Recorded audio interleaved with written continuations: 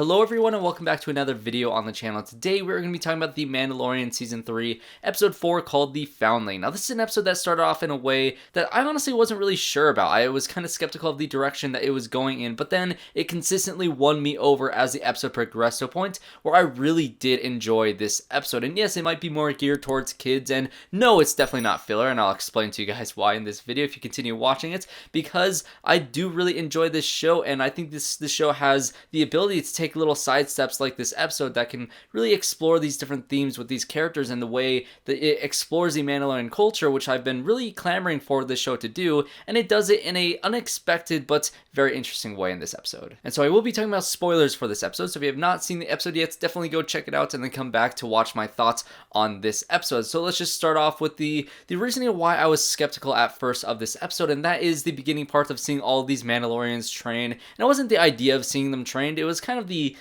way it was presented to us in this episode. It felt very Clone Wars, and I think that's the thing about this episode that I think I both really love about it and that I was, again, skeptical of, because it felt very Clone Wars. It felt like we're going to take an episode where we're going to kind of hone in on this very specific storyline that feels a little bit more separated from the overall arc of this season, but to be fair, honestly, the arc of this season has been a little bit inconsistent to begin with, and so that's why I was worried about this episode. Seeing all these Mandalorians train, seeing the kids kind of battle it out together in a little goofy and very kid-friendly way, which again, this is a kids show. It does very much gear itself towards children, which I don't mind whatsoever at all, but I can see that direction going in a place where I was like, okay, is this episode just going to be this, or are we going to get some important developments when it comes to the actual overall story of this season? And we did end up getting that in a very unexpected way with some flashbacks, and I guess the overall theme of how we got to protect our own creed and the way that BO-KATAN is slowly learning how to, I guess, integrate herself into this new world that she is kind of separated herself from her entire life. And so yes, you do have a little training sequence with Grogu and this other Foundling, who you find out later is VIZSLA's son, which I also do question how these Mandalorians have kids. You know, the whole process of doing that without taking off your helmets. It's a question I have now in this that I didn't think I would have coming out of this kids show episode, but you know what, it's a question that I have. But they do this little scuffle with each other with these darts, and Grogu does a little flip, and it's all cool to see Grogu doing some stuff and seeing that he's developing as a Foundling, and he's training, and he is capable in a way that these other Mandalorians don't think that Grogu will be capable of at this very young age of 50. And so you have this little sequence, but then this dragon bird flies out of nowhere and kidnaps VIZSLA's son. And again, this is where I was a little concerned about the direction of this episode, because you've seen plenty of Clone Wars episodes where it's about some creature that breaks out from whatever place you're dealing with, and now the characters have to go wipe out this creature to save some kids or whatever the situation is. It feels very Clone Wars. But again, it's the way you execute this storyline, because yes, it is a very kid-friendly storyline where you have this kid being kidnapped, and you have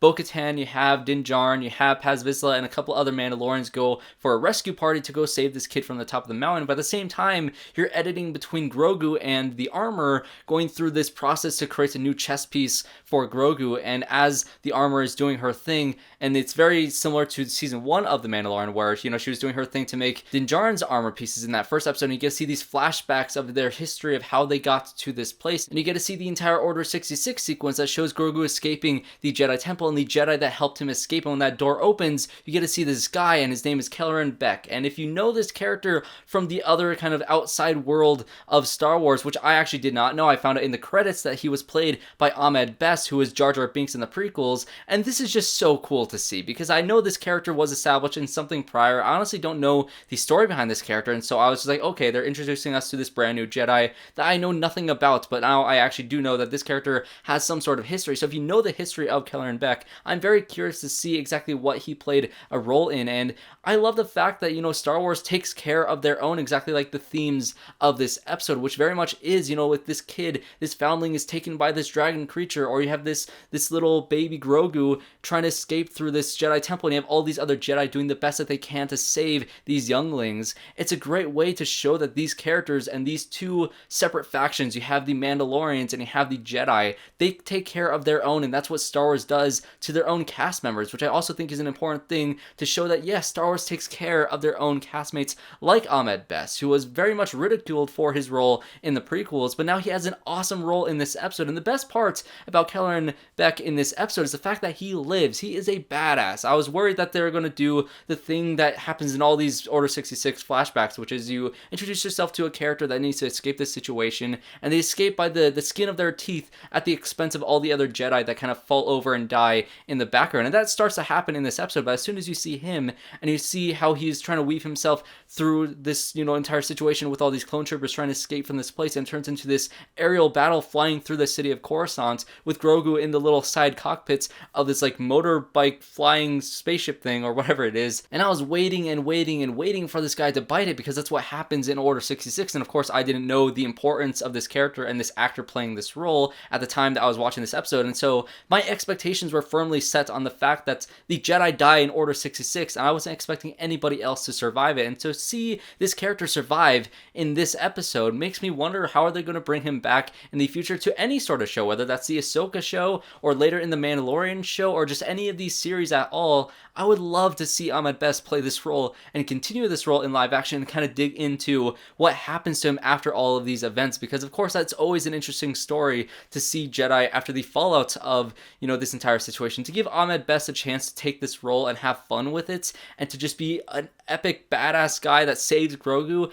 that is so incredibly cool. And that's not the only importance of this sequence, because of course you're editing it in between Bo-Katan's journey and figuring out exactly what this Mandalorian creed is all about. What do they stand for? And this journey of her going to rescue Paz Vizsla's son and climbing up this mountain and figuring out exactly how they work, how to keep your helmet on and eat around people, and how this is the way honors the person that is the leader of this hunting party. And so she gets to stay by the fire. And this entire season so far, I've been waiting for Bo-Katan to turn her back on Din Djarin and try to steal that Darksaber and try to betray this section of Mandalorians, but this episode turned me around on it. I honestly don't think she's going to do that, mainly because by the end of the episode, after the whole, rescue from the dragon sequence there was, which was a fun enough sequence on its own, you get to see this character really struggle with the fact that, do I let them know what I saw in the caves of Mandalore? Do I let them know that I saw a mythosaur? And she does open up to the armor, and she says this is the way, and who knows what we're going to do after this point. Is Bo-Katan going to be fully a part of this creed? Has she turned around her character? And I think that her character arc through this season is the main character of this season of The Mandalorian. And I think that's one way the show can kind of cheat a little bit, because I think one of the biggest struggles of this season so far that I think is very prevalent and very clear is that the writers really do not know what to do with Din Djarin after completing his arc after 2 seasons, because his arc is finished, and what I thought was his arc was in this season it's going to be how do you redeem this character, but that happened very easily. The only thing that Din Djarin really does in this episode is become a little more trustworthy of Paz Vizsla in the eyes of Paz Vizsla, because of course they had some trust issues from the past and the situations that they, fell in confrontation with each other in the past, but now, he was able to also save his son, and so they have some sort of reconciliation between these two characters. But really the star of the show is Katee Sackhoff as Bo-Katan, who is easily the most interesting character in this show so far, and I love that they really balance this storyline and the storyline of Grogu in the past and comparing the Jedi to the Mandalorians, and to show that they're all not that different from the eyes of Grogu, and to show Bo-Katan that they can also work together in this way that maybe it is worth changing her ideologies and fitting in with these people. And so like I said, this episode kept on winning me over again and again and again. Yes, it started off a little bit rocky for me with seeing the goofy group of Mandalorians all training and just the framing of that, which I wasn't quite sure of. There's a couple digital zooms, which I always don't like stylistically when it comes to just cinematography in general. And this is an episode directed by Carl Weathers, which I do think he did a pretty good job with, but there's a couple things here or there where I can kind of tell it is a newer director, but still, you take care of your own. You're giving Carl Weathers a chance to direct this really cool episode of Star Wars, and so I think it works really well. And I do want to try to put to rest the idea that these episodes of The Mandalorian are filler episodes, because the definition of a filler episode is an episode that really has nothing to do with the plot progression or the character progression of characters or storylines inside of a TV show. And I don't think that these past 2 episodes have done that at all. I do think that these episodes have had interesting plot progressions, specifically for the idea of this Mandalorian creed and what it means to these characters, specifically what it means to both Grogu and Bo-Katan in this episode and the last episode, and to see where that Doctor storyline goes in, and if we,